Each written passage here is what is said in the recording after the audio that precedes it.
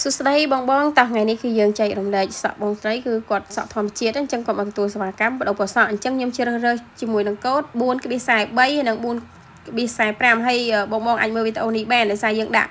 កូដនៅលើនឹងតែម្ដងគឺងាយស្រួលពេលដែលបកវាផុតវីដេអូក៏វានៅតែមានកូដនៅហ្នឹងអញ្ចឹងហើយក៏មិនភ្លេចដែរជាមួយប្រេងជំនួយសក់ហើយបងតែងតែសួរថាអ្នកគ្រូប្រេងនេះជួយបានអីគេខ្លះប្រេងនេះគឺពេលដែលភ្ញៀវគាត់មកកក់សក់ឬក៏លាយមួយថ្នាំពណ៌សក់ឬថ្នាំអ៊ុតគឺបានទាំងអស់បងហើយជួយនួយសរសៃសក់ធ្វើឲ្យសរសៃសក់ភ្លឺរលោងមានសំណើមតោះយើងចាប់ផ្ដើមលាបហើយសម្រាប់ការលាបនេះគឺយើងចាក់ស្ទប់ស្ដាងល្មមកុំដាក់ថ្នាំច្រើនពេកកុំតិចពេកបងបៀកវាឲ្យស្មើ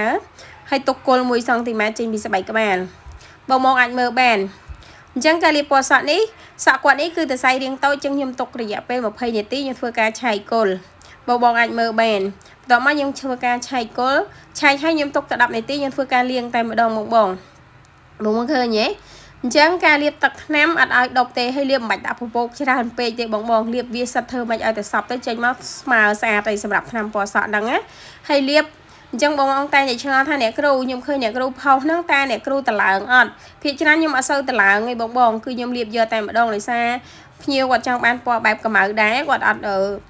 ចង់បានពណ៌ភ្លឺឯងគាត់លុះត្រាតែភ្ញៀវគាត់ចង់បានពណ៌ភ្លឺបានយើងធ្វើការតឡើងនេះលទ្ធផលចេញហើយគឺ